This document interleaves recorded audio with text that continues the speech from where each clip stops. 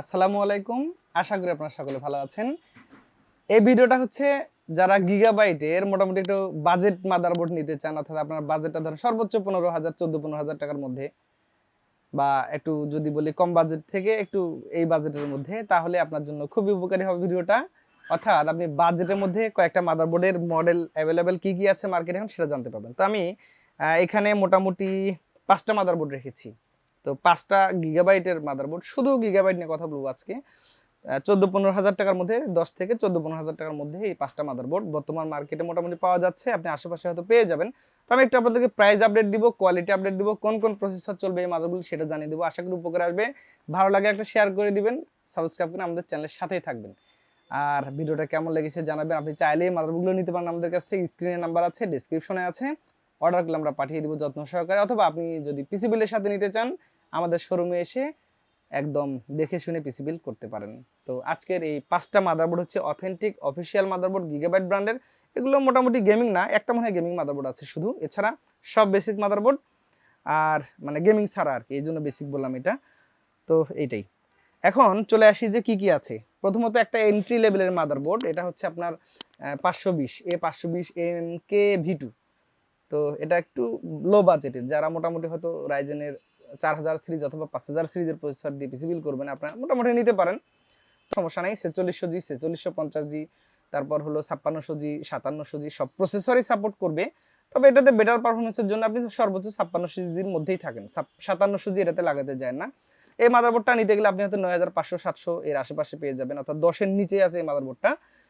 Official authentic একটা product. Official motherboard চিনতে চাইলে আপনি একটা স্টিকার দেখবেন স্মার্ট ওয়ারেন্টির, এটা আছে। তো এটা যদি থাকে তাহলে আপনি কনফার্ম হবেন যে এটা অফিসিয়াল মাদারবোর্ড এবং আপনি নিশ্চিত থাকবেন। তো এই মাদারবোর্ডটা এন্ট্রি লেভেলে নিতে পারেন। এরপরে আরেকটু যারা বাজেট বাড়াতে চান তাদের জন্য হয়তো একটা গেমিং সেগমেন্টের, এন্ট্রি লেভেলের গেমিং সেগমেন্ট, এটা নিয়ে আমার একটা ভিডিও দেওয়া আছে। এটার দামটা আগে কম ছিল, রিসেন্টলি তারা বাড়িয়ে দিয়েছে। আমার আসলে খারাপ লাগে যদি আসলে মাদারবোর্ড দামগুলো বেড়ে যায়। আসলে আমার দর্শক যারা আছেন অথবা যারা ক্রেতা আছেন তাদের কিন্তু আসলে কষ্ট হয়ে যায় এই প্রাইসগুলো বাড়ার কারণে। অনেকে দেখা যায় যে একটা বাজেট থাকে, আমাদের কাছে আসলে দেখা যায় প্রাইসটা বেড়ে গিয়েছে। আমাদের আসলে হাতে কিছু করার নাই, আমরা তো আসলে কিনে নিয়ে এসে আপনাদেরকে দিয়ে দিই। তো যাই হোক, এই মাদারবোর্ডটা আগের দামটা অনেক কম ছিল, আর এখন আবার হয়তো 10,300 থেকে 500 টাকা এর আশেপাশে কিন্তু হয়ে গিয়েছে। অফিসিয়াল প্রোডাক্ট, 3 বছর ওয়ারেন্টি আছে। এটা দিয়ে আপনি 5700G পর্যন্ত ভালো পিসি বিল করতে পারেন। তবে 5600G পর্যন্ত বিলটাই সবচেয়ে বেটার আমি সাজেস্ট করবো আর কি। তো এটা নিতে পারেন আপনারা। এরপরে আরেকটা মাদারবোর্ড আছে এখানে, যারা একটু বাজেট মাদারবোর্ডের মধ্যে ওয়াইফাই বিল্ট ইন চান, 4টা র্যাম স্লট চান, মোটামুটি 5700G প্রসেসর আপনি চালাবেন, এন্ট্রি লেভেলের এই মাদারবোর্ডগুলোতে অল্প বাজেট যেহেতু, তাদের জন্য এটা হতে পারে অনেক ভালো। 4টা র্যাম স্লট আছে, বিল্ট ইন ওয়াইফাই আছে, আর এটা 450 সিরিজের একটি মাদারবোর্ড। এটাতে কিন্তু ভিজিএ পোর্ট নাই। অনেকে হয়তো যদি ভিজিএ পোর্ট চান তাহলে কিন্তু এই মাদারবোর্ডটা আপনাকে স্কিপ করতে হবে, কারণ এটাতে ভিজিএ পোর্ট নাই, এটাতে এইচডিএমআই পোর্ট আছে। তো এই মাদারবোর্ডটা নিতে গেলে আপনার কিন্তু 12,400, 500 বা 600 এর আশেপাশে পেয়ে যাবেন, অফিসিয়াল অথেন্টিক একটি প্রোডাক্ট। তবে কোয়ালিটি নিয়ে একবারে টেনশন করার কোনো প্রশ্নই ওঠে না, আপনি একদম নিশ্চিন্তে থাকতে পারেন। এরপরে যারা একটু আসলে 550 সিরিজ যেতে চান, একটু এন্ট্রি লেভেলের 550 সিরিজ, তাদের জন্য এটা ঠিক আছে। B550M DS3H, এটাতে মোটামুটি 4টা র্যাম স্লট আছে, এটাতেও এইচডিএমআই পোর্ট আছে, ভিজিএ পোর্ট নাই।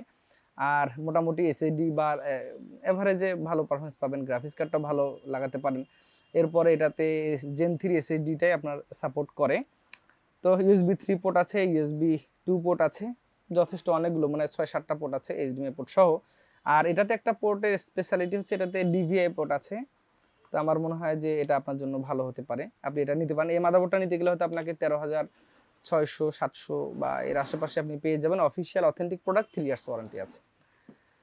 এরপরে আরেকটা শেষ মাদারবোর্ড এই 15,000-এর মধ্যেই আমি বলেছিলাম, এটা হচ্ছে B550M DS3AC। যারা হয়তো চান যে আমি 5700G দিয়ে পিসি বিল করবো, অথবা 5800X 5700X, ভালো একটা গ্রাফিক্স কার্ড লাগাবো, বাজেটটাও টাইট, ওয়াইফাই থাকা লাগবে, 4টা র্যাম স্লট থাকা লাগবে, অর্থাৎ একসাথে কিন্তু অনেকগুলো ফিচার থাকা লাগবে, তাদের জন্য এই মাদারবোর্ডটা আছে। এটা আপনি কিনতে চাইলে এখন হয়তো 14,800-900 এইরকমই কিন্তু আপনাকে কিনতে হবে। তো আমার মনে হয় যে এই মাদারবোর্ডটা নিতে পারেন আপনি, আপনার বাজেটের মধ্যে অবশ্যই অনেক সেরা হতে পারে।